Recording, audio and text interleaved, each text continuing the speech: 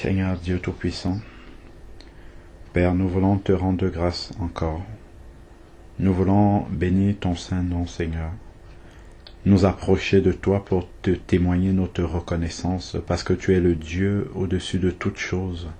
Père, c'est toi qui sondes les cœurs, qui sondes les reins, qui connais tous les mystères de la vie, Seigneur Père éternel. Tu as dit que s'il manque la sagesse, qu'on te demande, Seigneur Père éternel. Père, nous nous trouvons devant cette situation, Seigneur Père, que la sœur vient de nous décrire. Père éternel, toi qui connais toutes choses, Seigneur Père, tu sais ce qui est à l'origine des troubles de sommeil, Seigneur Père de ma sœur. Tu sais le combat dans lequel elle est engagée. Père éternel, mais nous savons qu'avec toi, Seigneur Père, nous ferons des exploits, nous remporterons la victoire, Seigneur Père, parce que tu as déjà remporté cette victoire à la croix de Golgotha, Seigneur Père.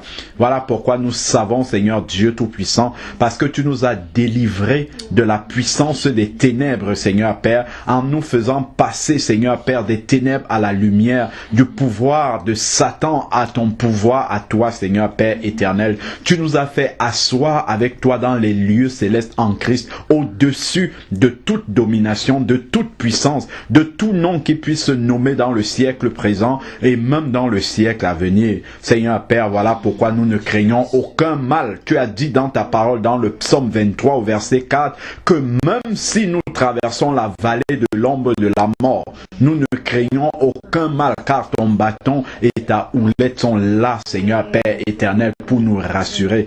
Père, nous te bénissons encore, nous te rendons grâce, Seigneur Père, conduis-nous que vraiment, Seigneur Dieu Tout-Puissant, que ton esprit soit au contrôle de tout ce que nous allons partager et dire, Seigneur Père éternel, que toi seul reçoive toute la gloire et que tu te glorifies encore, Seigneur Père, dans la vie de notre sœur, Seigneur Père éternel, en lui donnant la victoire dans ce combat spirituel qu'elle traverse au nom de Jésus-Christ. Amen. Alors, nous allons prendre Ésaïe chapitre 12 verset 2. 12 verset 2.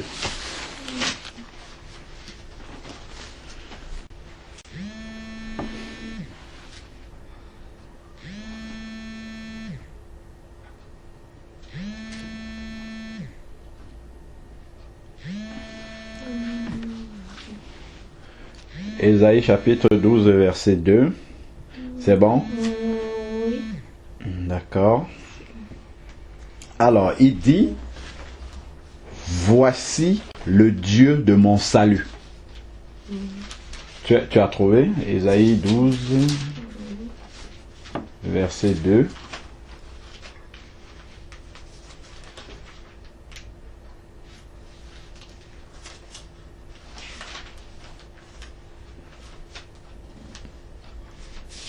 Non, après Psaume, il y a Proverbe, après Proverbe, il y a Ecclésiaste, le Cantique, et après... Voilà, dans Ésaïe 12.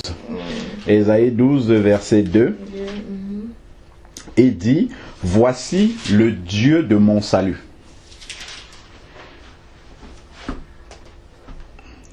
Voilà. Donc, Ésaïe 12, verset 2. Voici le Dieu de mon salut.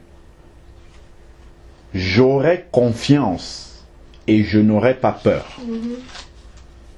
Voici le Dieu de mon salut. J'aurai confiance et je n'aurai pas peur, car l'Éternel est ma force et mon chant. Il est devenu mon salut. Derrière le mot salut, il y a sauvé, sauveur. Donc, parce que l'Éternel est celui qui me sauve de n'importe quelle situation de détresse dans laquelle je me trouve, alors je n'ai plus peur. Parce que l'Éternel est celui qui me sauve. J'aurai confiance et je n'aurai pas peur. Parce que ce n'est pas un homme qui a fait la promesse, mais c'est l'Éternel lui-même. Et nous savons que Nombre 23 au verset 19 dit que Dieu n'est pas un homme pour mentir, ni le Fils de l'homme pour se repentir. Et un autre verset dit, ce qu'il a dit de sa bouche, sa main l'accomplit. Donc Dieu veille sur sa parole pour l'accomplir. C'est pourquoi il est important avant de prier l'Éternel, de vraiment se rappeler la parole du Seigneur, ce qu'il a dit, et s'appuyer là-dessus lorsque on veut vraiment élever la voix pour demander quelque chose, l'intervention du Seigneur. Dans Ésaïe 35 au verset 4 maintenant. Oui, pas de problème. Ésaïe 35, verset 4. Voilà. Ésaïe 35, verset 4. Voilà. Il dit, dites à ceux qui ont le cœur qui palpite. Ésaïe 35, verset 4. Dites à ceux qui ont le cœur qui palpite, fortifiez-vous et soyez sans crainte. Voici votre Dieu. La vengeance viendra, la rétribution de Dieu. Il viendra lui-même et vous sauvera. Il viendra lui-même et vous sauvera. Donc c'est pas quelqu'un d'autre qui va venir, c'est lui-même qui va venir pour combattre à notre place. Et nous savons que l'Éternel ne mène jamais un combat qu'il va perdre. Ça, c'est clair. Voilà. Donc si c'est lui qui vient, la victoire est assurée. Voilà. Donc ça c'est vraiment important. Il dit, fortifiez-vous et soyez sans crainte. Soyez sans crainte parce que la victoire est de notre côté. Maintenant, il est important aussi à ce stade-là de souligner que nous devons examiner notre vie et voir si en quelques points que ce soit nous n'avons pas ouvert une porte à l'ennemi, parce que ce que l'ennemi fait, quand on regarde par exemple dans Éphésiens chapitre 6 à partir du verset 10 jusqu'au verset 18, il parle des armes spirituelles, les armes du combat spirituel pour le chrétien. Et toutes les armes dont il va parler de la ceinture, de la vérité, le casque du salut, l'épée de l'esprit, ainsi de suite. Et donc on voit que ça tourne autour de la sanctification. Parce que quand on se sanctifie, quand on vit loin du péché, on ferme les portes en fait à l'ennemi dans notre vie. Par contre, si nous tombons dans le péché, nous avons ouvert une porte à l'ennemi. Donc il aura l'autorité légale de venir pour faire des choses, tout troubler notre vie. Mais si par contre, nous avons fermé toutes les portes, si il nous est arrivé de toucher à des choses occultes par exemple, si on est séparé de toutes ces choses-là, ça veut dire que l'ennemi n'a plus rien dans notre vie sur lequel il peut s'accrocher. Donc si on regarde dans 1 Jean, c'est à côté d'Apocalypse là-bas, 1 Jean 5 verset 18, il y a un verset qui est très intéressant là, par rapport à ce que nous sommes en train de dire. 1 Jean, chapitre 5, verset 18.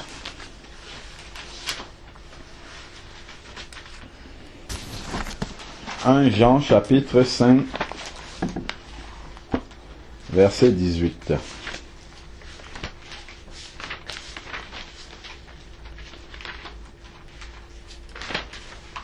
Alors, dans 1 Jean 5, verset 18 dit, « Nous savons. » Donc, c'est une certitude.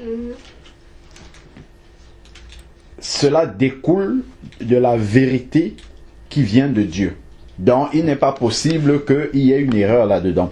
Il dit, nous savons que quiconque est né de Dieu, c'est-à-dire né de nouveau, né de l'Esprit de Dieu, ne pratique pas le péché. C'est-à-dire qu'il ne vit pas volontairement dans le péché.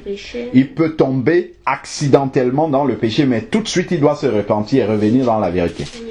Voilà. Donc, ne pratique pas le péché, mais celui qui est né de Dieu, né de nouveau, se garde lui-même. C'est-à-dire qu'il va faire attention à sa vie pour ne pas tomber dans le péché. Et comme il se garde lui-même, et le malin ne le touche point. C'est ce qui est écrit là. C'est-à-dire que comme il vit dans la sanctification, comme il vit loin du péché, le malin ne peut même pas le toucher. Même à la serrure de sa porte, il n'a pas le droit. Donc, c'est pour cela que nous devons toujours examiner notre vie et toujours veiller à ce qu'on ne laisse aucune partie de notre vie la porte ouverte à l'ennemi. Ça, c'est important de bien toujours veiller sur ces aspects-là. Regardons Ésaïe 40, verset 29 maintenant et 31. Tout à l'heure, tu parlais de tes forces qui sont vidées, où tu te sens faible, ainsi de suite. Le Seigneur donne une promesse également par rapport à Ésaïe chapitre 40, verset 29. Ésaïe chapitre 40, verset 29 et 41 et 31, pardon. Ésaïe 40,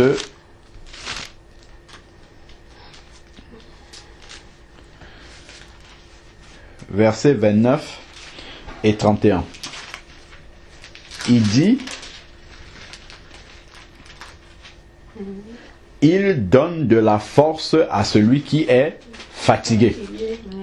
Et il augmente la vigueur de celui qui est à bout de ressources.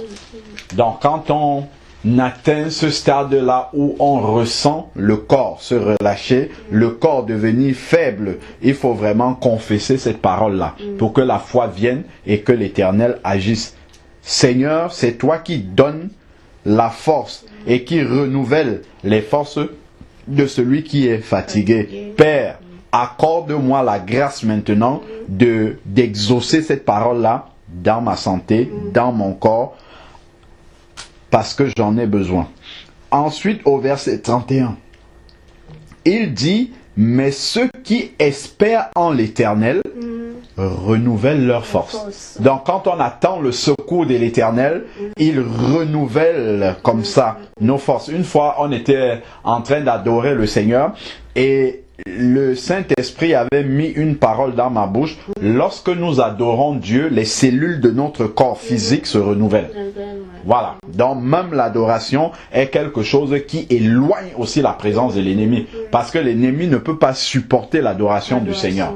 Donc parfois, même quand tu restes dans la maison comme ça, si tu as de la louange, ainsi de suite, ou sur Internet, tu laisses tourner dans la maison. C'est quelque chose qui est important de rester toujours dans un esprit de louange, dans un esprit d'adoration comme ça. Ça va vraiment, parce que la Bible dit aussi que les anges de l'Éternel campent autour de ceux qui le craignent et l'Éternel siège au milieu de l'adoration de son peuple.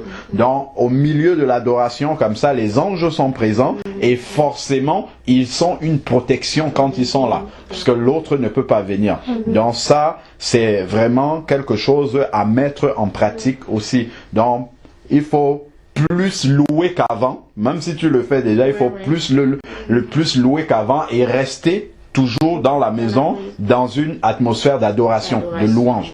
Alors, si tu as des appareils, il faut mettre souvent, ou même dans les oreilles, ainsi de suite. Voilà, ça va toujours aider à garder la présence de Dieu constamment. Et en même temps, en écoutant les paroles, ça renouvelle tes pensées. Voilà, et ça te rend plus forte encore dans le combat spirituel. Voilà. Donc, il dit au verset 31, « Mais ceux qui espèrent en l'Éternel renouvellent leur force, ils prennent leur vol comme des aigles. Ils courent et ne se lassent pas, c'est-à-dire ne se fatiguent pas. » C'est ouvert. Alors, donc, il dit, ils courent et ne se lassent pas. Donc, ils ne se fatiguent pas. Ils marchent et ne se fatiguent pas. Donc, ça, encore, ce sont les promesses de l'Éternel qu'il faut vraiment garder profondément dans le cœur. Bon, on va rentrer maintenant au psaume, chapitre 3, verset 5. Psaume 3, verset 5.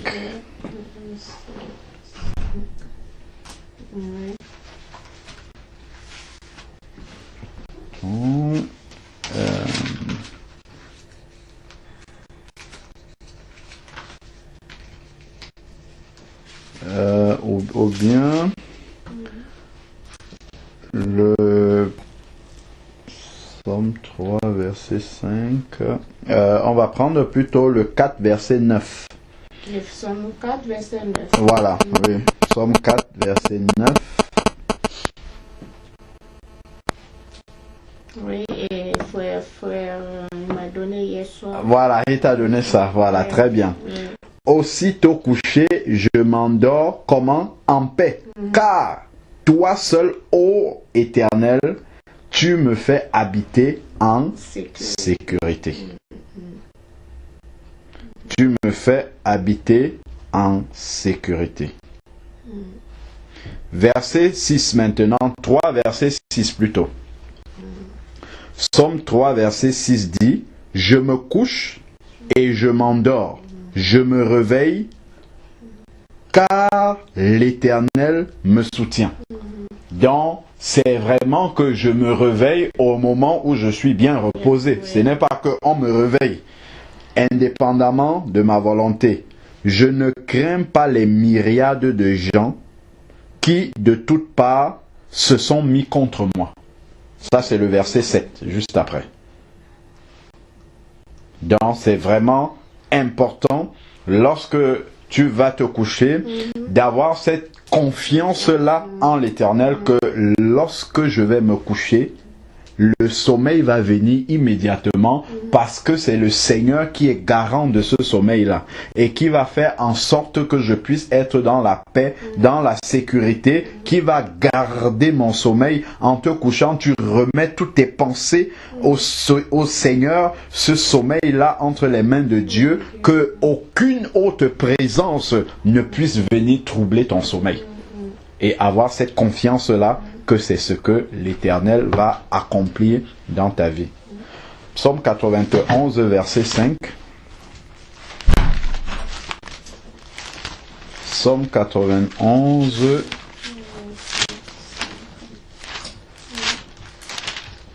verset 5.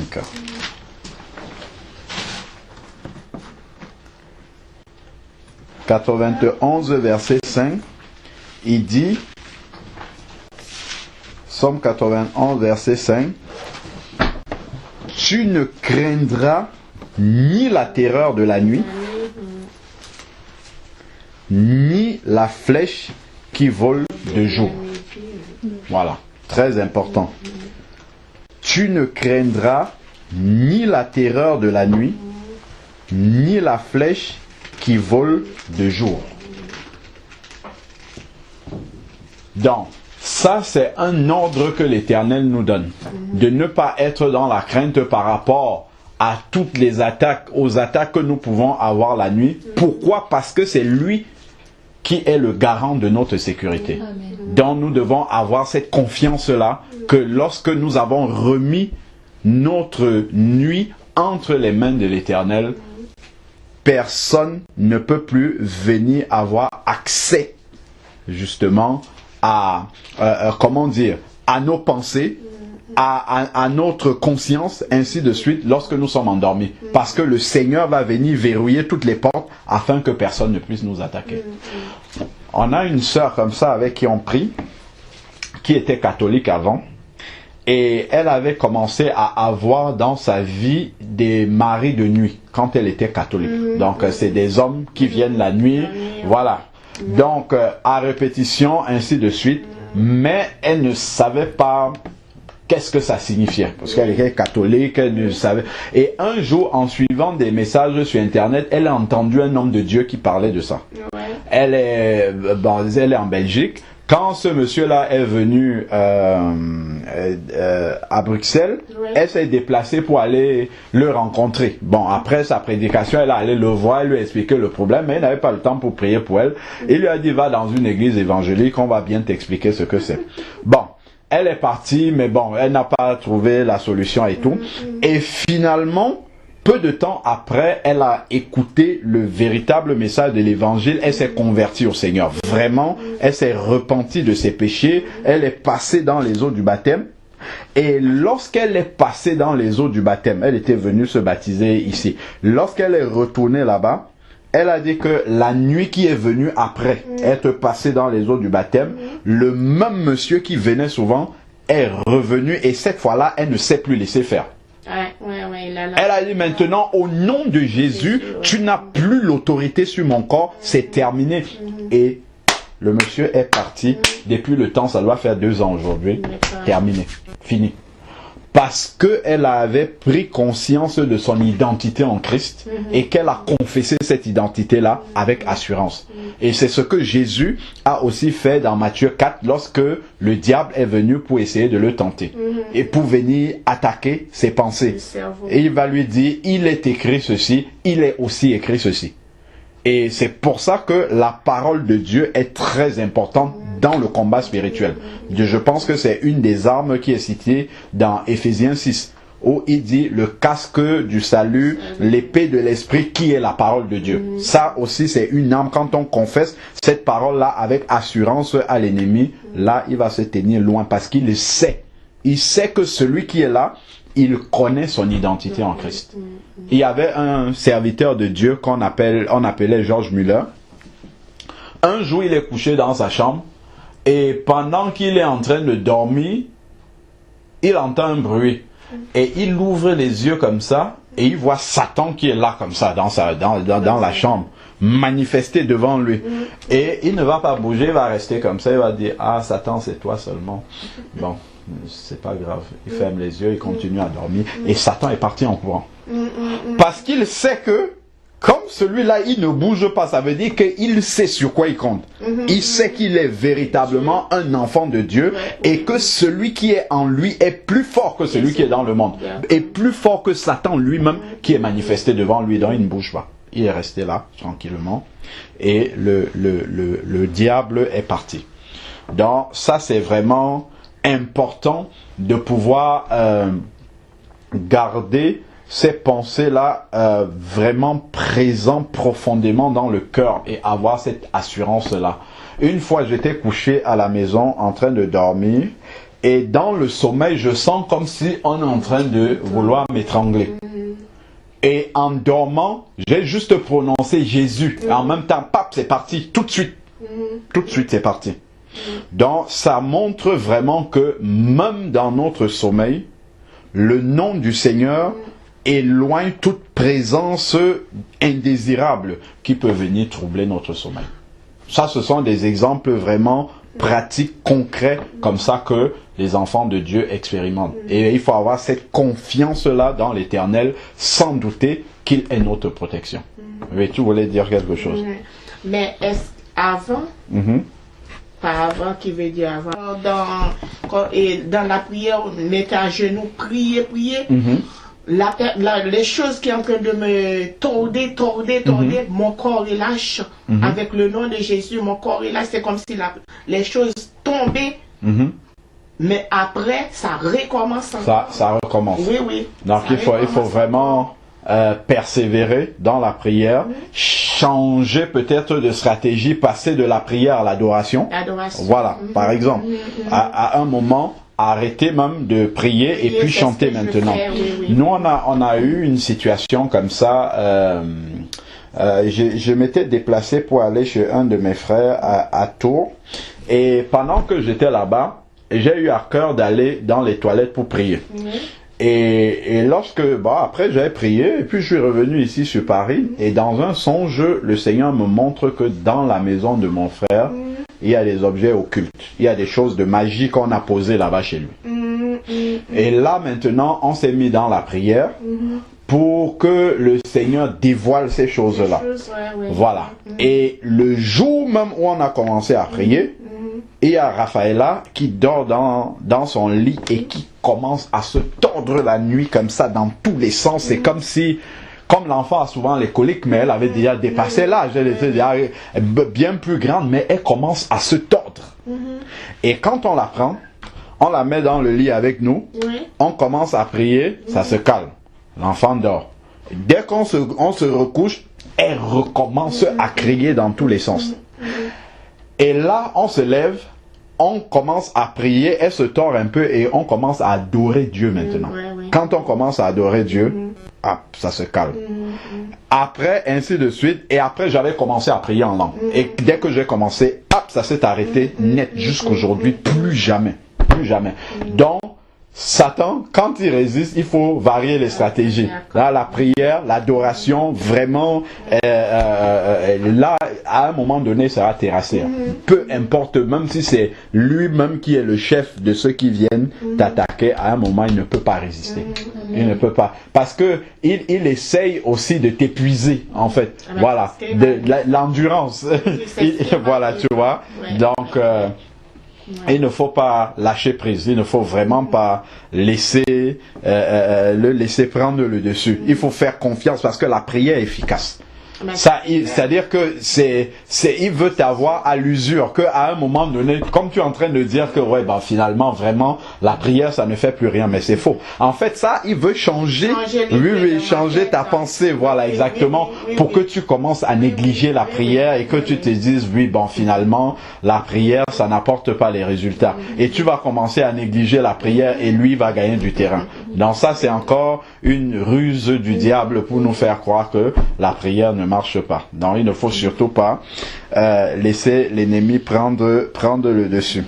Donc alors le proverbe c'est juste après Psaume, Proverbe 3 verset 24. Proverbe chapitre 3 verset 24.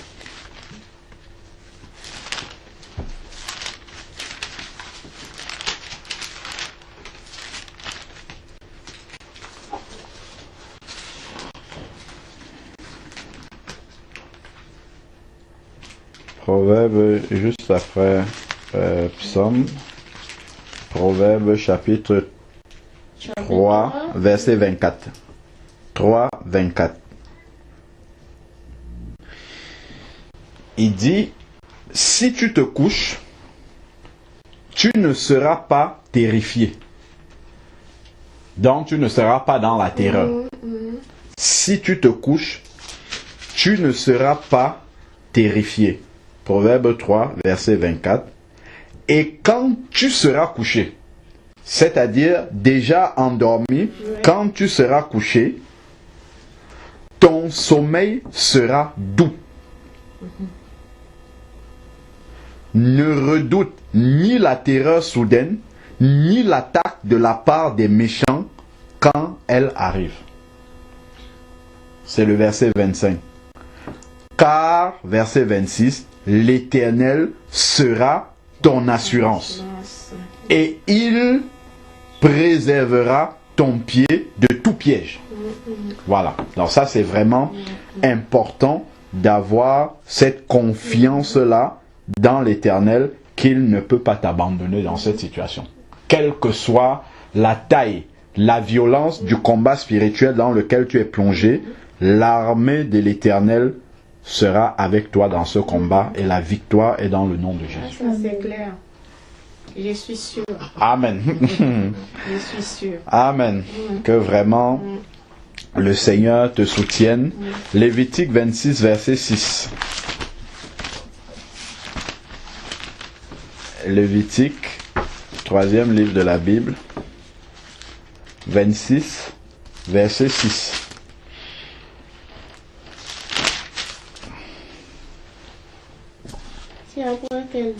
Après Exode. Genèse, Exode, Lévitique. Lévitique 26, verset 6.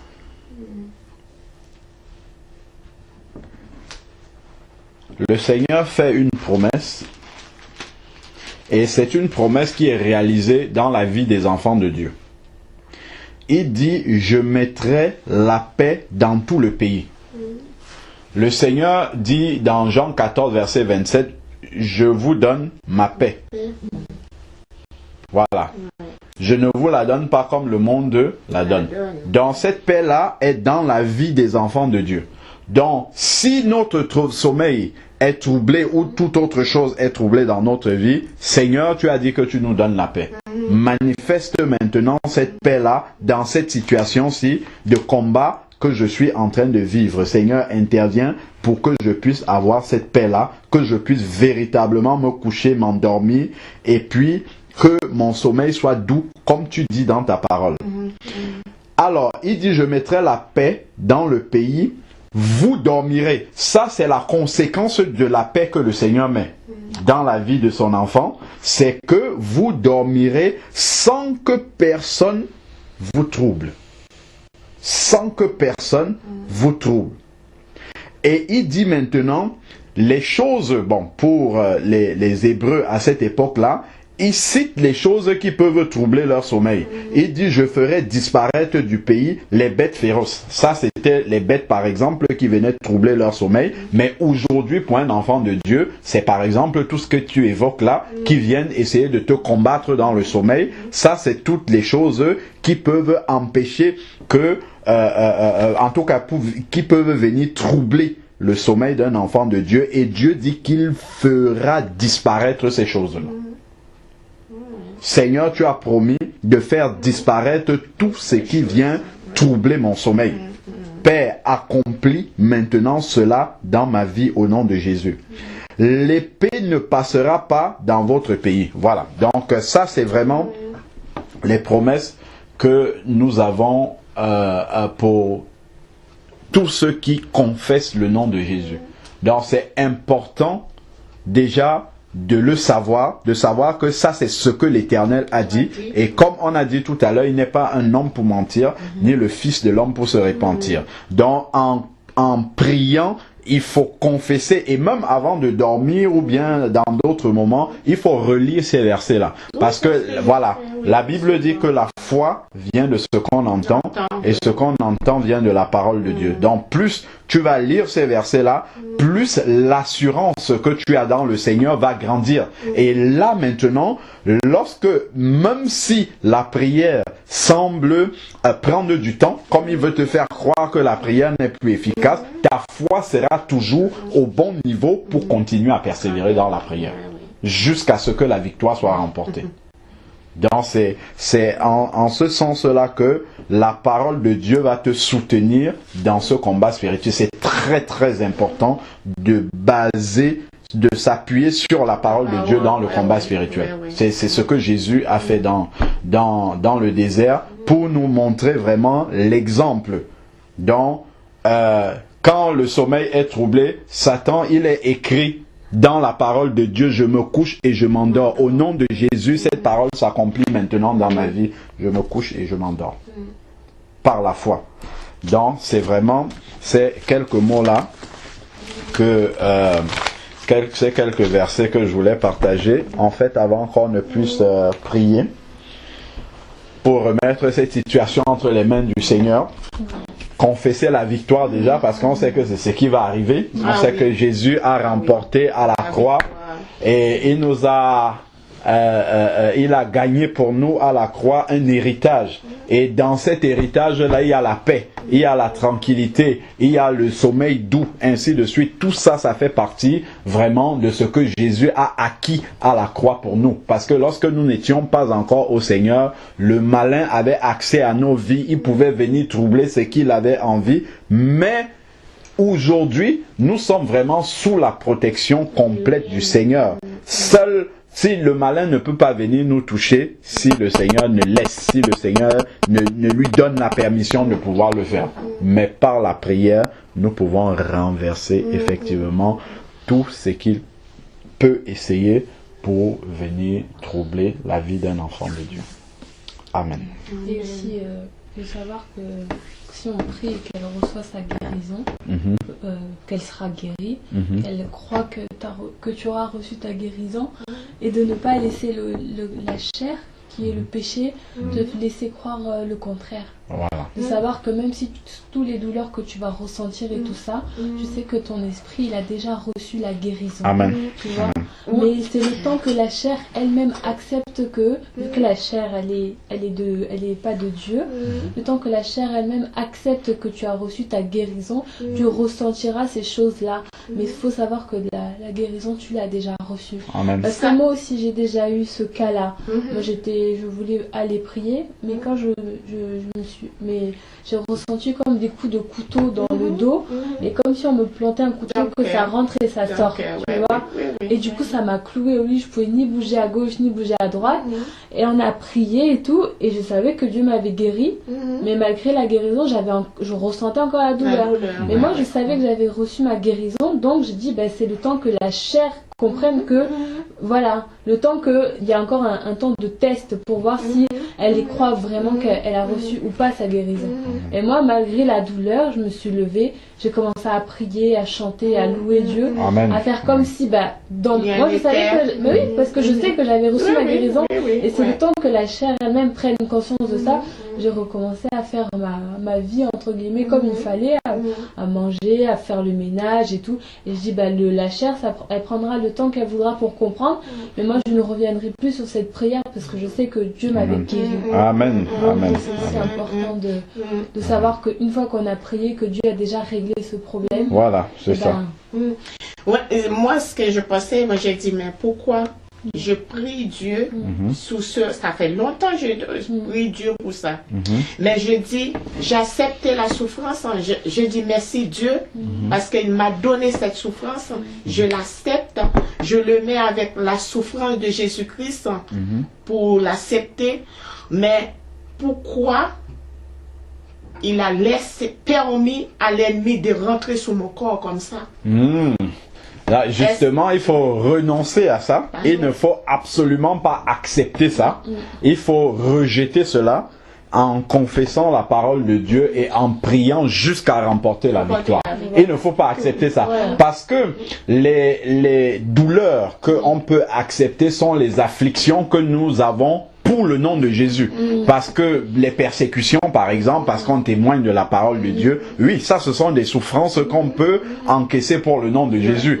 Bon, mais que l'ennemi vienne comme ça pour nous attaquer, non, on doit combattre pour que, voilà, dans la prière jusqu'à ce que ça parte. C'est ce pourquoi Jésus-Christ est mort à la croix. Ah oui, oui, c'est pour nous délivrer. Jésus a crucifié ça à la croix. Amen. Donc tu n'as pas à prendre ces douleurs. Tu dis que, au lieu de dire Seigneur, j'accepte ces douleurs, tu dis Seigneur, tu les as déjà pris il y a 2000 ans à la croix. Amen. Donc toi, tu ne dois pas avoir à souffrir pour ça parce que Jésus est venu mourir pour ces douleurs-là. Amen. Donc tu ne peux pas encore toi les avoir. Il faut les laisser, Jésus les a déjà pris. Amen. Et tu sais que si justement tu as ça de confesser que c'est déjà là, tout est déjà accompli il y a 3000 ans à la croix, donc normalement ces douleurs tu ne les as pas. C'est Amen. pas à toi à les porter, Jésus les a déjà portées pour toi. Il a tout payé. Et donc maintenant, la prière doit être accompagnée de la foi. Parce que c'est vrai qu'il y a des combats qu'on peut mener seul. Et quand on voit que c'est un peu difficile, on peut demander le secours comme tu as fait dans la prière. Parce que effectivement, la Bible nous dit là où 2 ou 3 s'accordent pour demander quelque chose à l'Éternel, il le donne. Donc si on ne remporte pas la victoire tout seul, on peut demander le secours de l'Église. Et maintenant, une fois que l'Église a prié, il faut croire que c'est ce que l'Éternel a fait. Donc il ne faut plus aller chercher le secours. Parce que ça sera comme si on n'avait pas suffisamment expliqué à Dieu ou bien il ne sait pas ce qu'il doit faire. Voilà. Donc, maintenant que l'Église est déjà venue au secours de ta prière personnelle, la victoire est remportée. Donc, maintenant, il faut marcher comme elle expliquait là, marcher et confesser cette victoire-là jusqu'à ce qu'elle se manifeste. Voilà. Donc, ça, c'est sûr qu'elle ne pourra pas venir d'une autre manière que vraiment par l'Église de Jésus-Christ qui confesse son nom. Donc voilà, il faut vraiment avoir la foi que voilà, tu as essayé toute seule et puis maintenant le Seigneur t'a donné le secours de l'Église et que là, vraiment, les choses vont se mettre en marche, la victoire va se manifester. Selon sa volonté. Voilà, sa volonté est que tu sortes de là. Ça déjà il faut le savoir. Sa volonté ne peut pas être que tu sois dans cette situation. Donc ça déjà, il faut être sûr de ça. C'est que Dieu veut que, ce qu'il a dit là, que tu dors et que tu dormes, que ton sommeil soit doux. Ça, c'est ce qu'il veut. C'est ce qu'il a dit. Sa volonté, c'est ce qui est dans sa parole. Je me couche et je m'endors. Voilà. Donc, ça, c'est ce que Dieu veut pour ses enfants. Donc, si ça ne se passe pas comme ça pour un de ses enfants, ça veut dire que c'est pas la volonté de Dieu. Donc, maintenant, il faut prier pour que la situation revienne dans la volonté de Dieu. Voilà.